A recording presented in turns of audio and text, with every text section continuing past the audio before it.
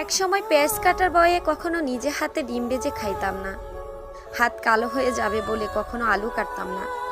সবজি কাটার বয়ে মা যখন রান্নাঘরে ঢুকতো তখন মায়ের আশেপাশে থাকতাম না, রান্নাঘরে ঢুকতাম না। যদি হাত পুড়ে যায় আর পোড়া হাতের দাগ নিয়ে বাজে দেখা যাবে, এ ব্যাপারটা খুব গুরুত্ব দিতাম। খাবার শেষে প্লেটটা টেবিলে রেখে উঠে যেতাম, তবুও মায়ের কোনো অভিযোগ ছিল না।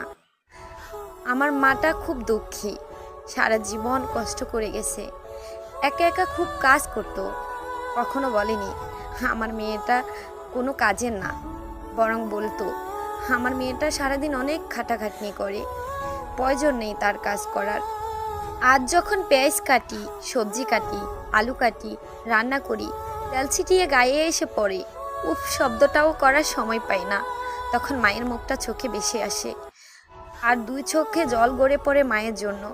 তখন খুব ইচ্ছে করে বলতে, আবার যদি মায়ের কাছে ফিরে যেতে পারতাম, তাকে কখনো কোনো কাজে করতে দিতাম না। আজ মায়ের কষ্টটা উপলব্ধি করি, সেও তো হয়তো তার মায়ের খুব আদরের মেয়ে ছিল। আবারও বলতে ইচ্ছে করে তোমাকে বুকে জড়িয়ে, মা ভালোবাসি তোমায়, আই লাভ ইউ মা। বিষের চেয়েও বিষাক্ত তারা, আপনজন হয়েও বদনাম করে যারা।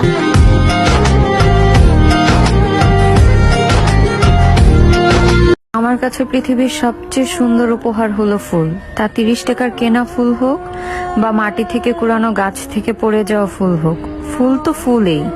তুমি আমাকে কিছু দিতে চাইলে সবসময় একটা ফুলেই দিও।